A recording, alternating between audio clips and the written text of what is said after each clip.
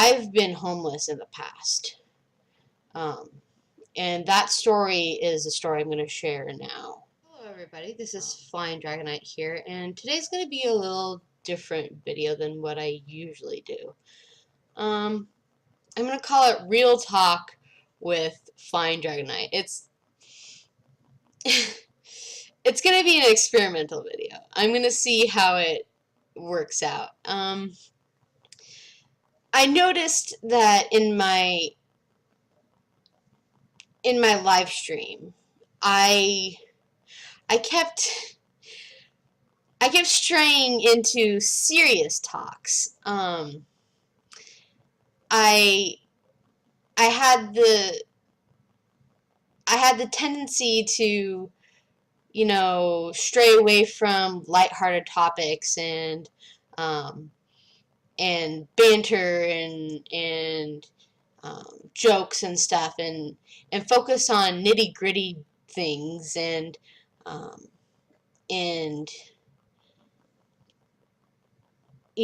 things like politics and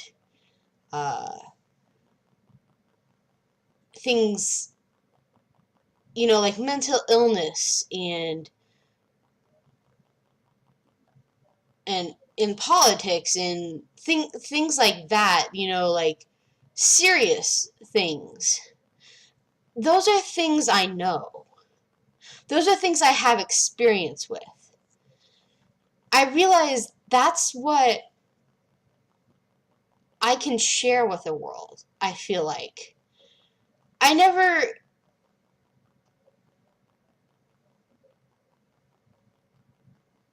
realize I don't have a good connection with my audience, maybe, when I play Let's Plays, trying to make jokes and have witty banter, because that's not who I am. I try to fake it. I try to, I try to be someone who I'm not. I try to be someone like Markiplier, or I try to be someone like Jacksepticeye, or I try to be someone like MatPat or Stephanie, and that's not who I am. That's not the kind of person I am. I'm a darker kind of person. That sounds maybe weird or, dark.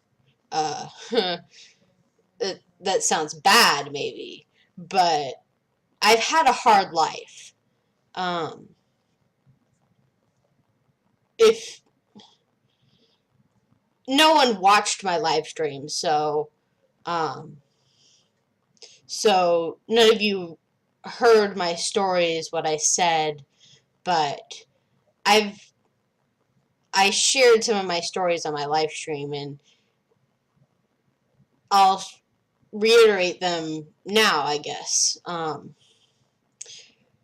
But the reason why I did that charity, that charity live stream thing, and I said this in my scam video, and I said this in the video that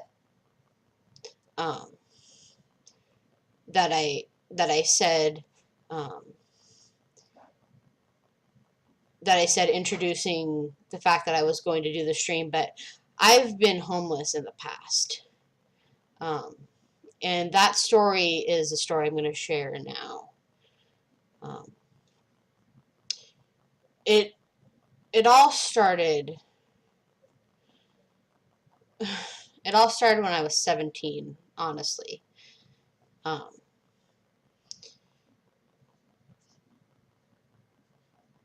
My parents made bad money decisions when I was growing up. They lived beyond their means, and it led to our house being foreclosed when I was 17, and we had to go live with my grandparents in Iowa. I had been living with my parents in Las Vegas until then, and we had to move back to Iowa to live with my grandparents in the middle, not in the middle of my senior year, but right before my senior year. and I was uprooted in a very hmm, a very difficult point in my life. I I would say I was depressed through much of my childhood. Um, I shared this again in the live stream, but I have Asperger's, and um, it was undiagnosed until I was 19. And growing up undiagnosed with Asperger's is very, very difficult. Growing up undiagnosed with any mental illness is very, very, very difficult. Growing up with any mental illness is difficult. Having any mental illness is difficult. But undiagnosed, not understanding that you have it, not understanding why you're acting the way you're acting, not having any medicine, not having any clue as to why or how or what is going on, it makes it 10 times worse.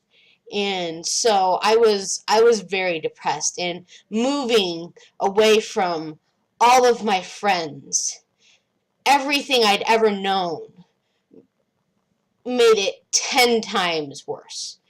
And I was throughout my senior year, I was in a very, very dark place. And despite that, when my parents decided to move back to Las Vegas in March of my senior year, I decided to stay with my grandparents because I was like, I knew I couldn't go back to the high school I had been at before, because it was a performing arts center that you had to audition to get in, and you had to sign a waiver saying that you wouldn't come back in the middle of the year, basically, if you left. And I knew I wouldn't be able to get back in despite the circumstances. And I knew I'd have to go to some other school where I would be bullied and teased, and I didn't want to have to deal with that. And moving again in my senior year, in the middle of my senior year, I didn't want to have to deal with that. So I stayed with my grandparents, and I stayed with my grandparents for another year, and then my grandparents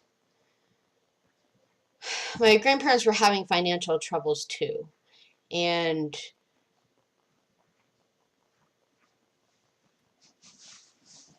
they had to downsize to a smaller house, and they were in the process of looking for a smaller house, and I was helping them look for a smaller house. We were looking for a place that would include me.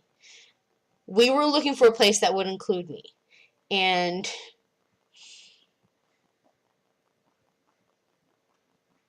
I went to visit my parents for Easter. And during this time, my grandparents found a place, a house that they wanted to buy. And my parents found this out, and they flat out lied to me that my grandparents, one, did not want me to stay with them,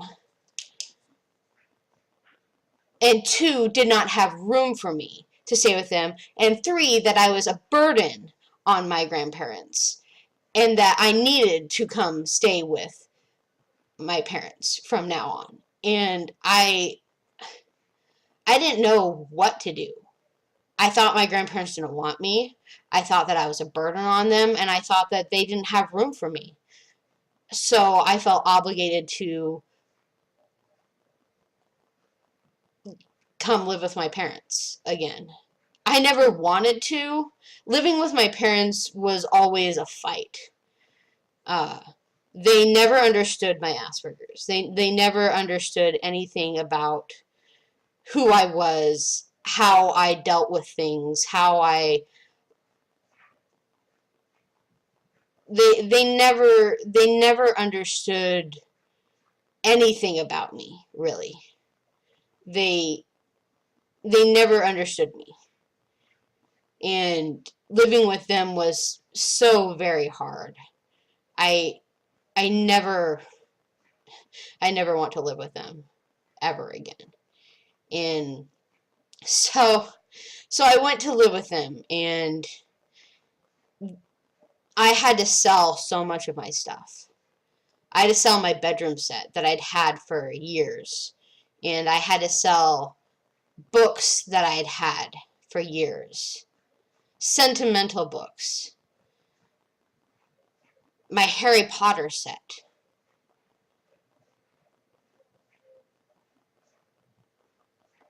My Fablehaven set. My Inheritance Cycle set. My all of pretty much all of my books.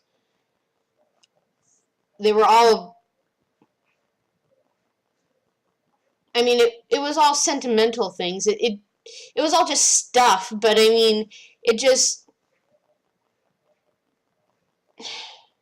it was really hard for me to let go of those things. And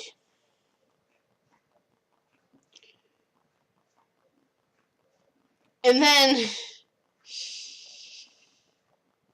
that was all my money, you know. That was all my money for my stuff. From my stuff that I sold, that was all my stuff. And my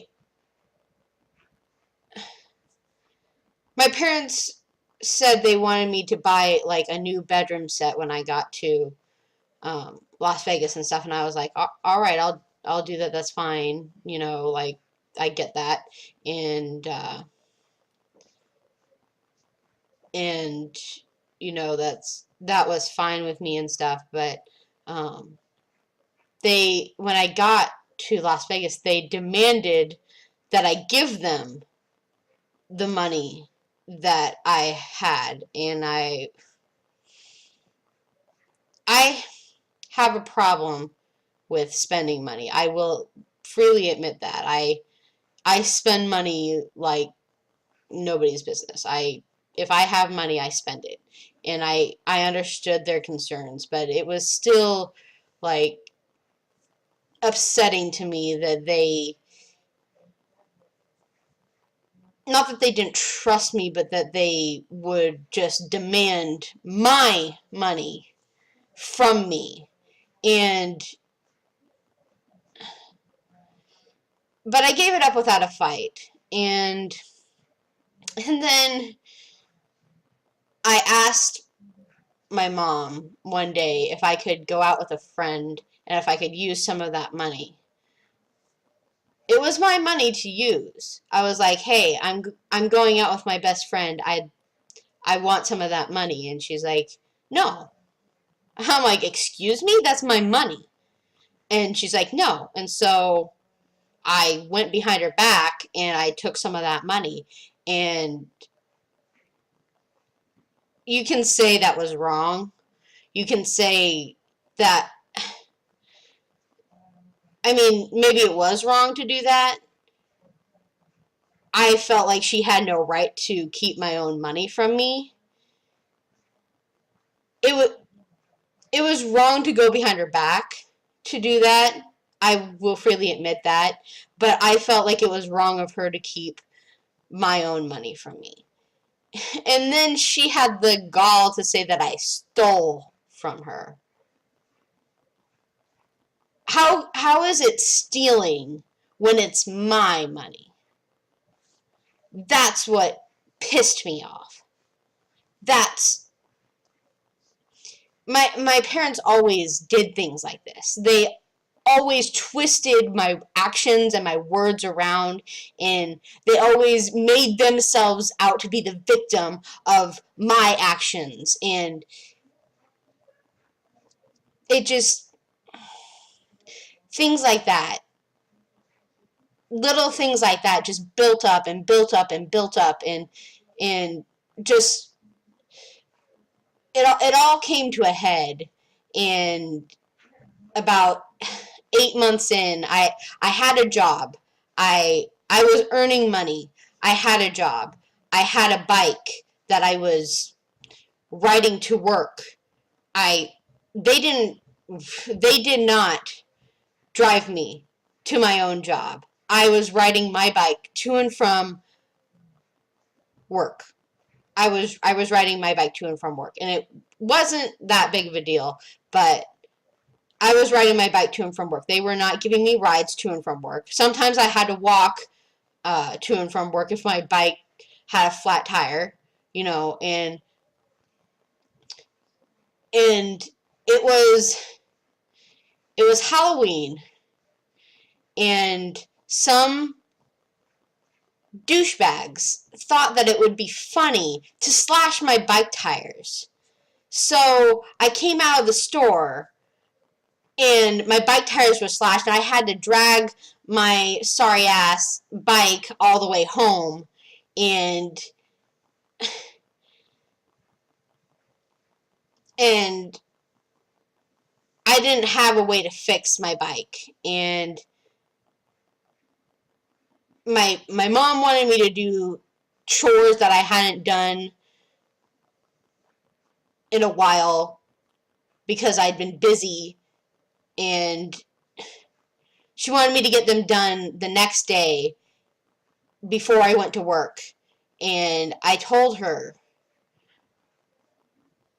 I have to walk to work tomorrow. It will be impossible for me to both get all these chores done and walk to work tomorrow. Can I please use Uber? Because she had told me that if I used Uber to go to work one more time, she would kick me out. For some odd reason, I don't know what her problem was with me using Uber to get to work. It was my money to spend on that, like, again, with the whole controlling my money, it was ridiculous.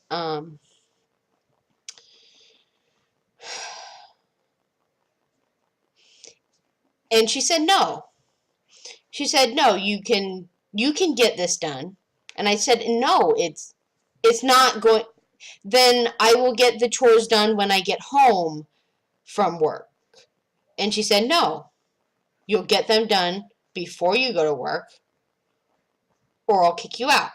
And I'm like, fine. I I thought she was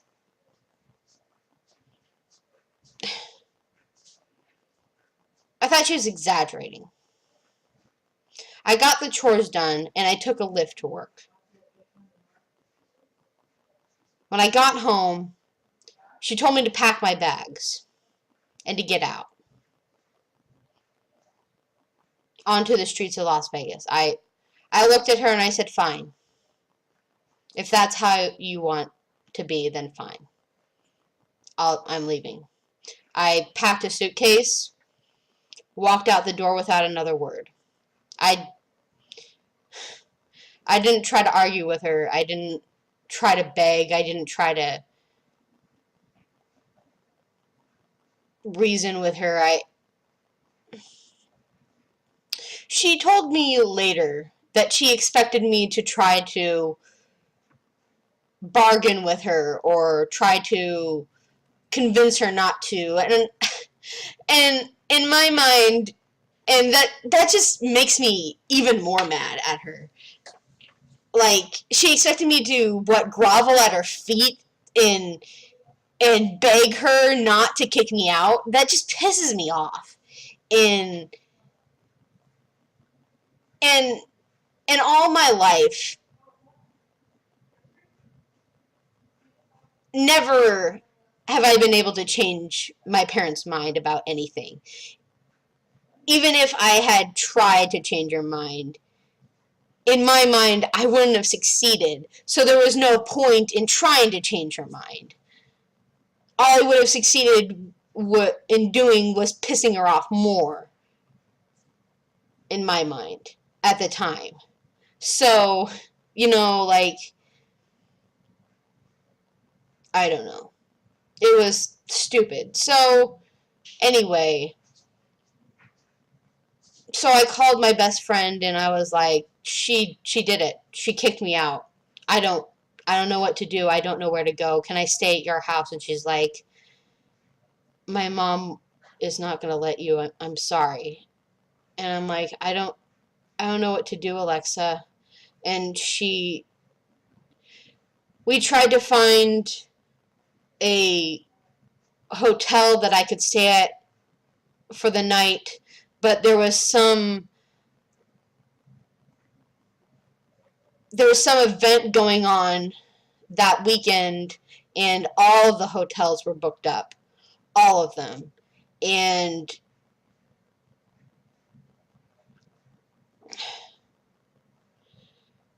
there was nowhere for me to stay. I was resigning myself to a night on the streets, and until my friend called one of her friends and basically begged her to let me stay on her couch. And thankfully, Sierra said yes. And so I stayed on Sierra's couch for the night. And the next morning, I spent the morning crying in between calling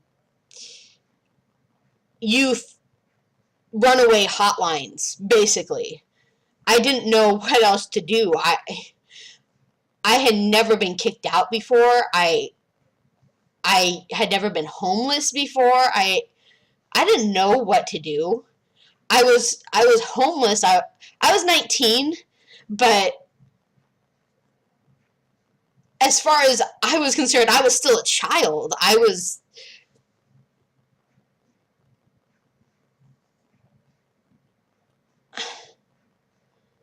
didn't know what the fuck to do. I had a job, but I didn't have enough money to buy an apartment. To get an apartment, I don't have near enough money for that. I didn't make near enough money for that. I didn't have a full-time job. I had a part-time job, and it was one of the worst days of my life. And I called my grandmother. I called my dad. My biological dad. My biological dad and my mom never got married. My biological dad gave up his rights to me, and we never had contact until I was 18. No, yeah, until I was 18. But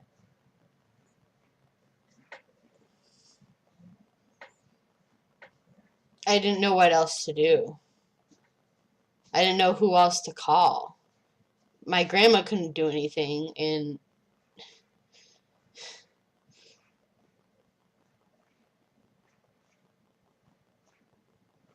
my dad wanted me to come back to Iowa, and I'm like, I don't know how to do that, Dad. It's not like I can buy a plane ticket. And he was gearing up to buy me a plane ticket until I got in contact with a social worker who, I went down to the social worker building or whatever that freaking the name of that place is called, and she told me about this program where you can get on a bus and they'll send you back to where you came from if you've been in a place for less than 6 months or within 6 months. And I was just on the cusp of that, and so I was able to be sent back in on a Greyhound bus. And my dad met me at the end of that and picked me up, and I went to live with him for about a month. That lasted about a month, but I had tried living with him off and on before, but it never lasted because of the the way his household was. It was very chaotic, and he was an alcoholic at the time, and he and his at the time girlfriend, now wife, got into a lot of fights at the time, and yeah, it was very chaotic, and uh, so it was just not a good environment for me. So I went back to live with my grandparents, and that lasted maybe a year and a half. Um, and I was in and out of the hospital for suicide a lot. 7, 8, 9 times. I've honestly lost count. I was so depressed. I was on medication, but it didn't help, and it seemed like everything in my life was so wrong, and everything was so awful, and I felt like my life was falling apart. And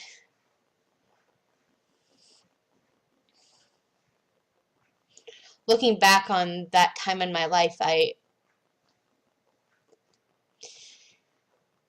even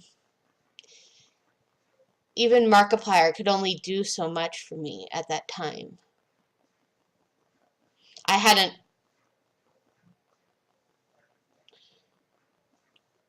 I hadn't found I knew about Jacksepticeye at that time, but I hadn't really started watching his content yet. And but I was really into Markiplier, and I was into GT Live. So I was into GT Live and game theory, and they helped, but they could only help so much. And so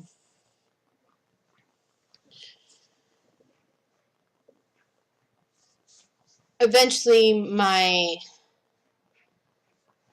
grandma got sick of everything that was going on with me, and I was constantly in and out of the hospital, and I was constantly fighting with her. And one day we got into this really big fight, and she told me to get out.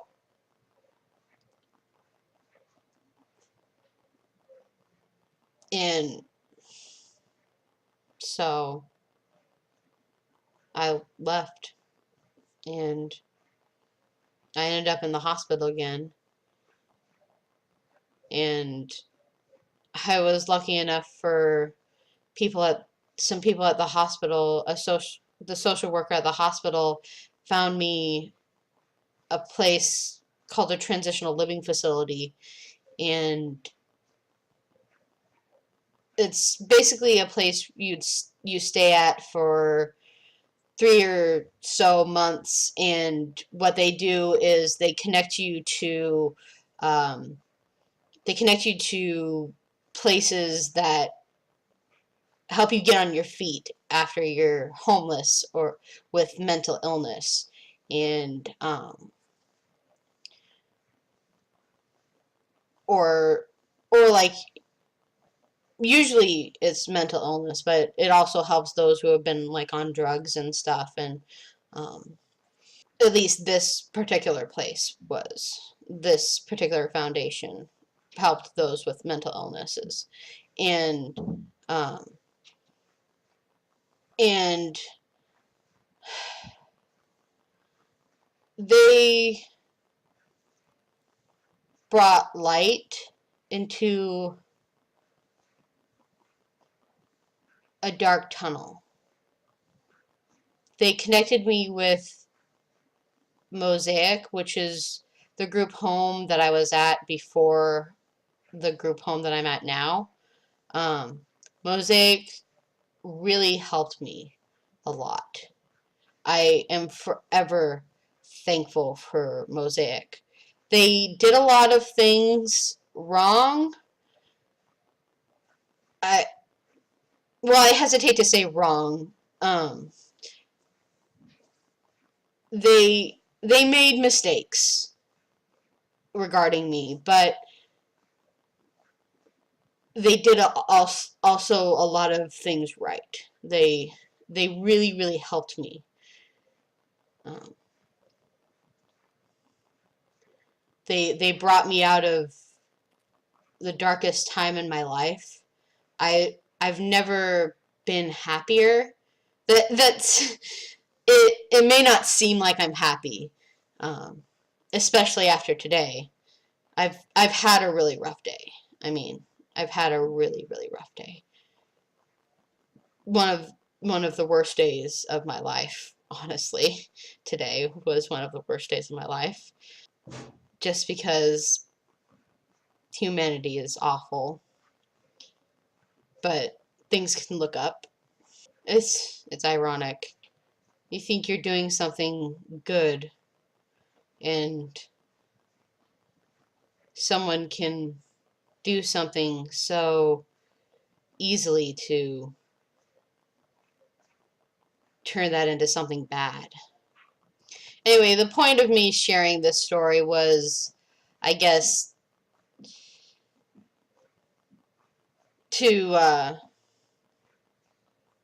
to share that um, I know what it's like to have hardship. I want to be real with my viewers. I want you to understand who I am. I want you to understand where I'm coming from.